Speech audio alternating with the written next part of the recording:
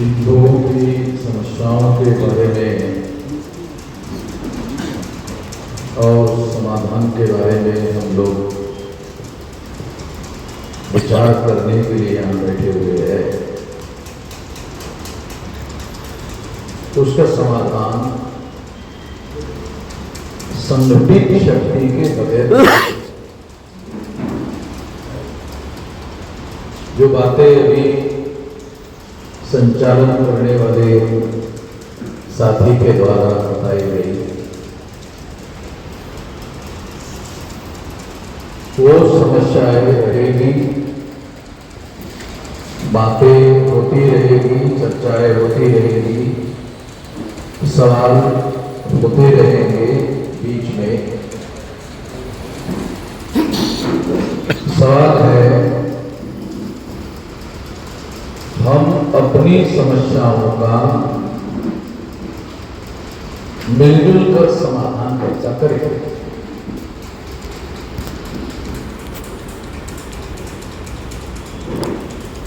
17 अगस्त 1932 को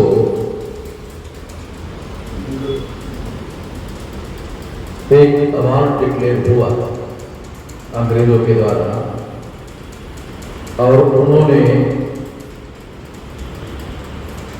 जितने भी अछूत लोग हैं, जिन्हें आज संवैधानिक भाषा में शेड्यूल कास्ट और शेड्यूल ट्राइब कहा जाता है, उन लोगों को सेपरेट इलेक्टोरेट का अधिकार बहाल किया। जो अधिकार मुसलमानों को पहले से ही बहाल किया गया था,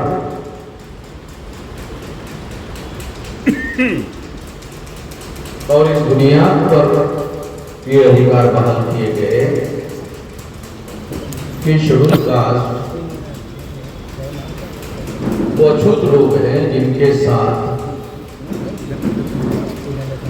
किसी भी प्रकार का ब्राह्मणों के द्वारा सामाजिक रिश्ता नहीं रखा जाता।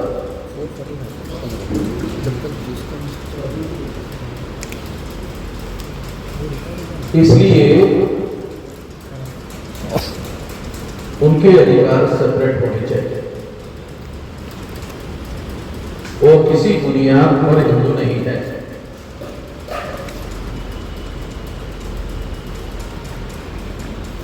ये बात थी राउंड टेबल कॉन्फ्रेंस में बाबा साहब अम्बेडकर ने अंग्रेजों को कही थी, और अंग्रेजों ने इस बात को स्वीकार कर लिया।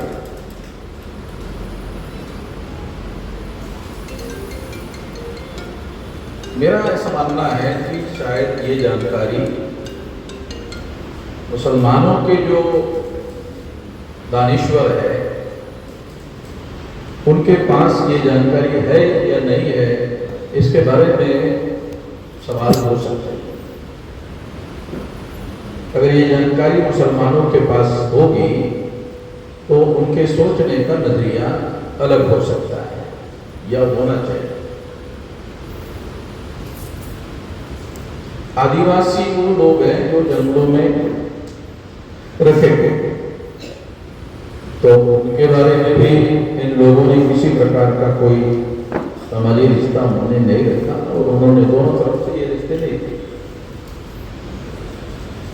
तो आजाद भारत में इन लोगों को सेपरेट इलेक्टोरेट मिलना चाहिए। इसकी शुरुआत 17 अगस्त 1932 को हुई। ये अवार्ड अंग्रेजों ने डिक्लेयर किया, और इस अवार्ड के विरोध में गांधी जी ने आमरण अनशन किया।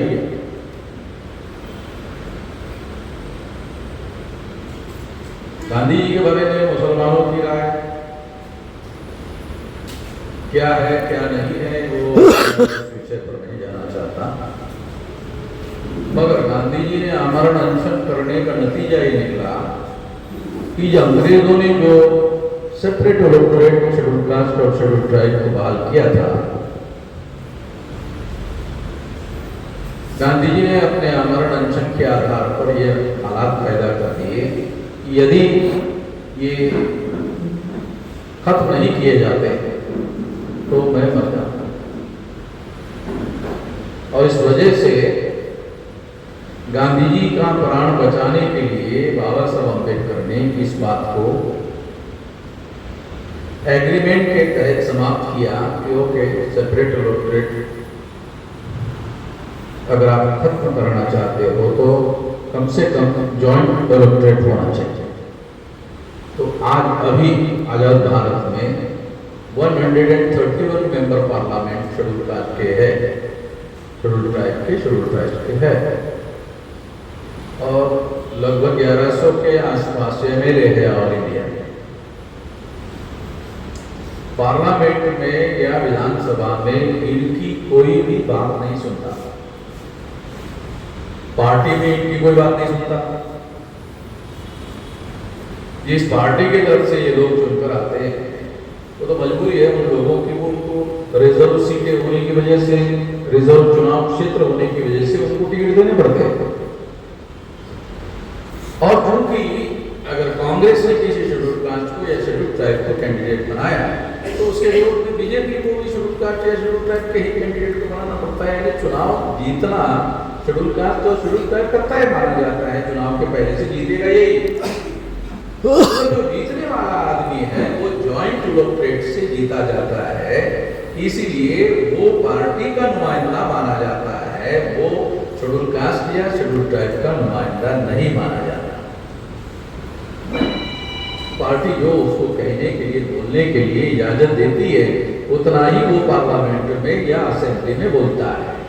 इसलिए समस्या का जॉइंट इलेक्टोरेट ने कोई समाधान नहीं किया, वो समस्या अभी भी बरकरार है और हर 10 साल बाद उसकी लिमिटेशन बाबा साहब अम्बेडकर ने मानी थी 10 साल में ये खत्म किया जाए।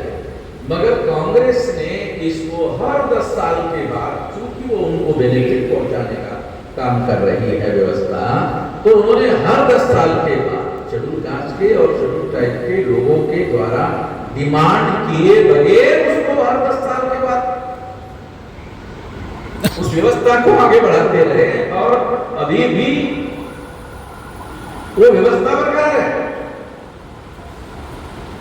हैरान करने की बात यह है कि शेड्यूल कास्ट के लोग और शेड्यूल ट्राइब के लोग ये व्यवस्था को बरकरार रखा जाए ऐसी कोई मांग नहीं करते। कांग्रेस ने जिन बातों की मांगे की, उन बातों की मांगे वो कभी मंजूर नहीं करते रहे।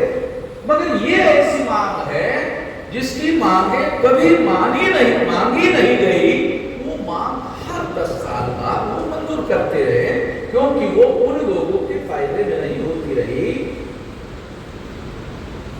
बल्कि कांग्रेस के फायदे में होती रही। और कांग्रेस का संगठन ब्राह्मणों के द्वारा बनाया हुआ संगठन है, इसलिए ब्राह्मण आजाद भारत में 3.5% होने के बावजूद भी मजबूत होते रहे।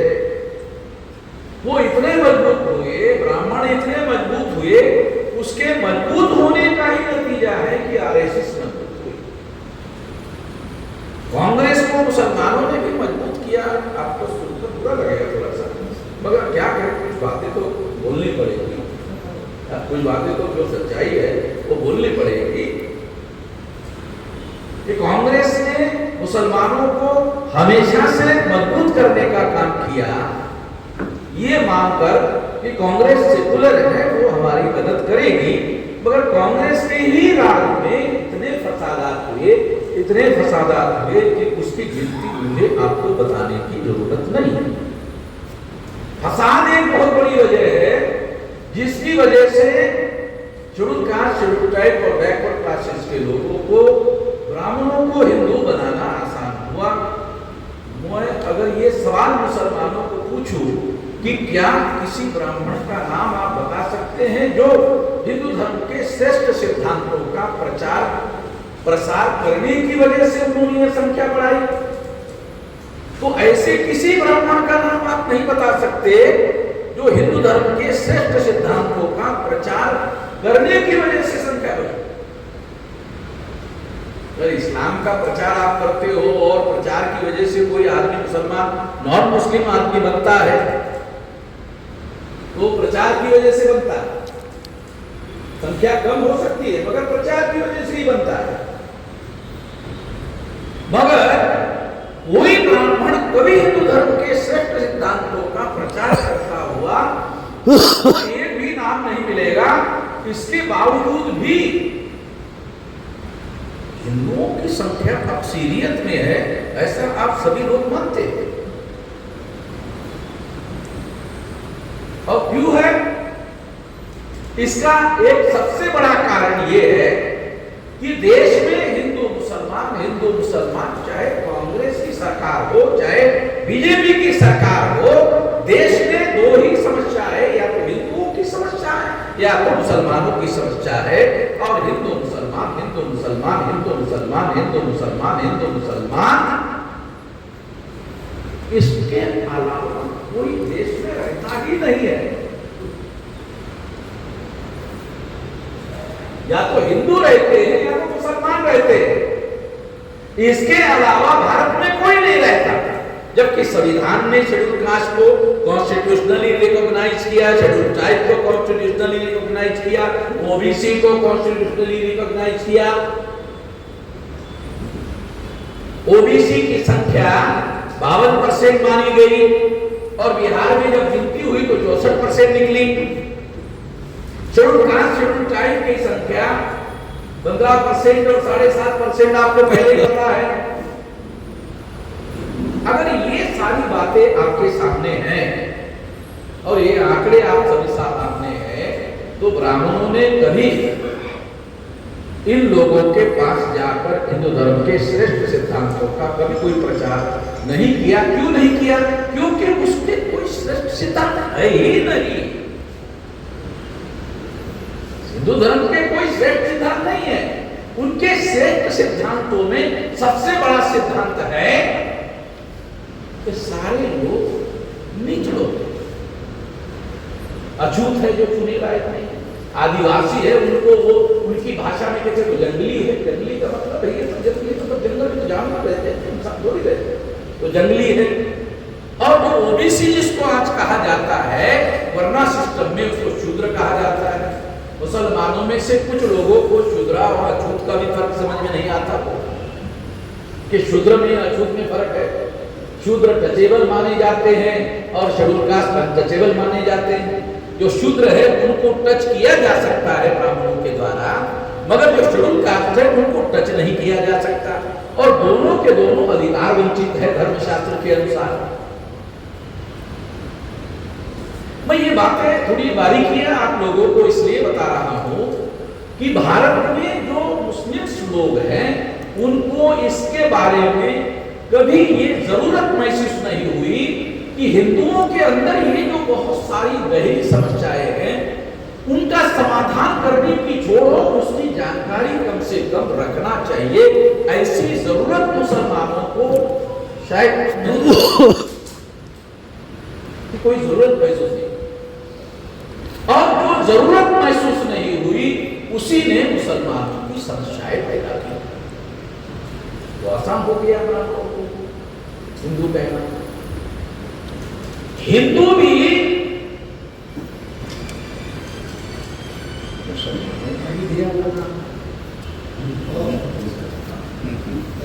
भारत आने के पहले, मुसलमानों का भारत में आगमन होने के पहले भारत के धर्मशास्त्र जो ब्राह्मणों के हैं उन धर्मशास्त्रों के लिटरेचर में हिंदू शब्द उपलब्ध ही नहीं, हिंदू शब्द ही नहीं है।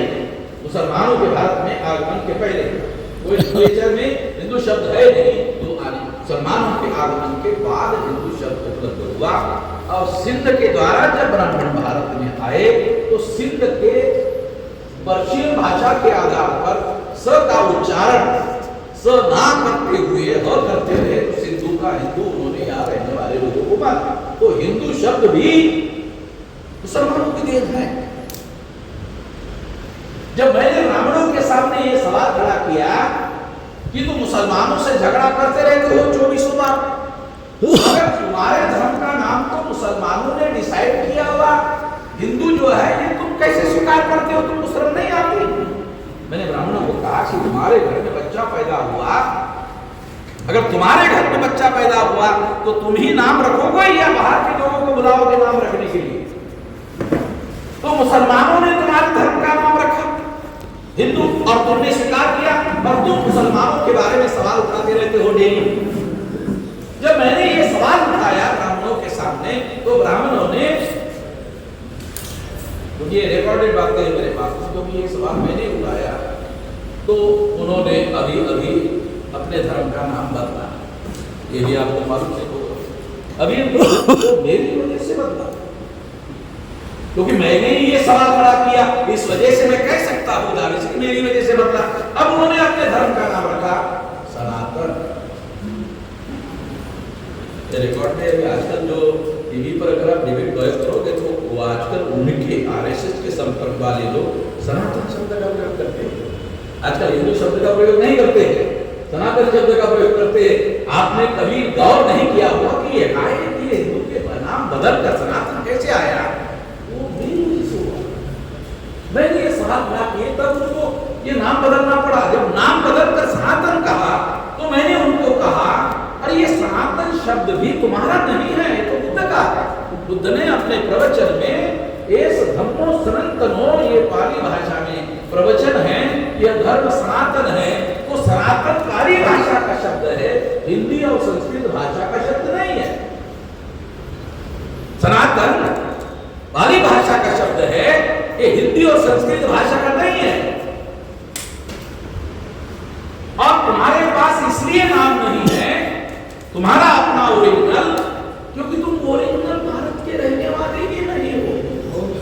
असल तुम्हारी समस्या ये है, तुम ओरिजिनल यहाँ के रहने वाले ही नहीं हो, इसलिए तुम्हारा कोई धर्म का ओरिजिनल नाम है नहीं।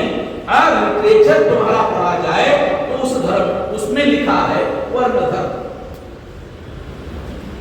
उसमें लिखा है वर्ण धर्म।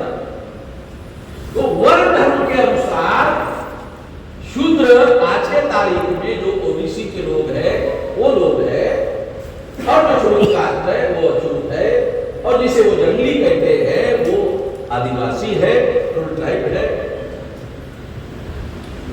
जिसको एससी एसटी ओबीसी को आप सभी लोग मुसलमान मिलकर हिंदू कहते रहते हो, 3.5% ब्राह्मण को, इन सभी को हिंदू कहकर आप 3.5% ब्राह्मणों को अक्सरियत में लाने का काम करते हो।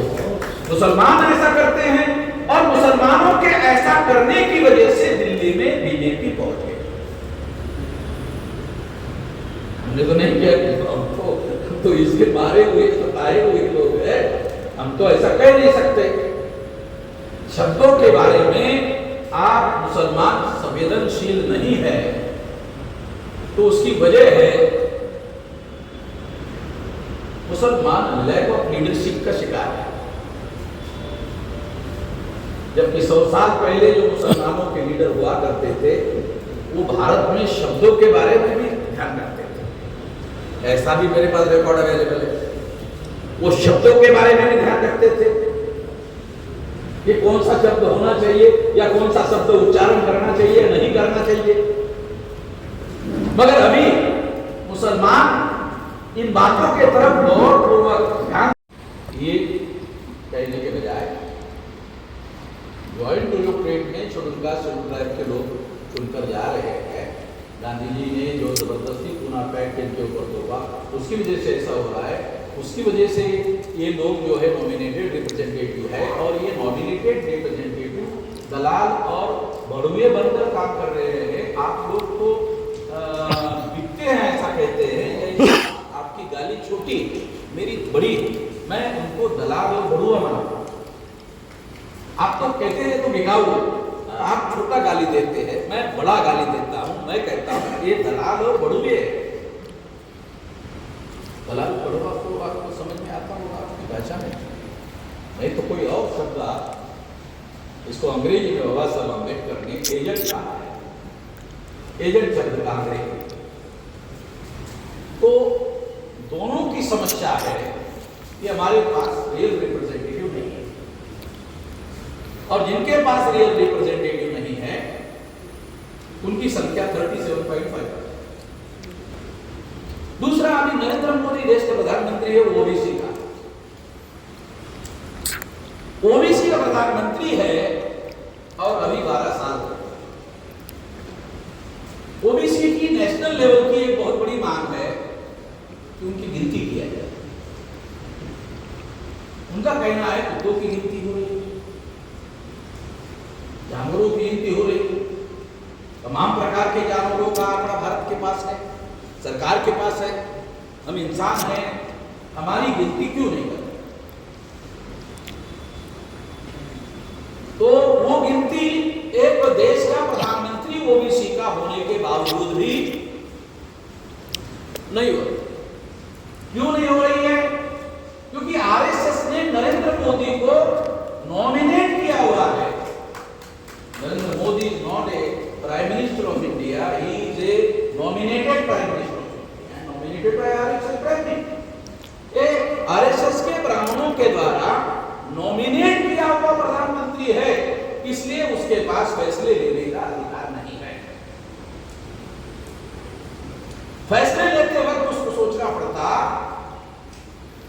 आरएसएस के लोग कौन से फैसले सुना रहे हैं,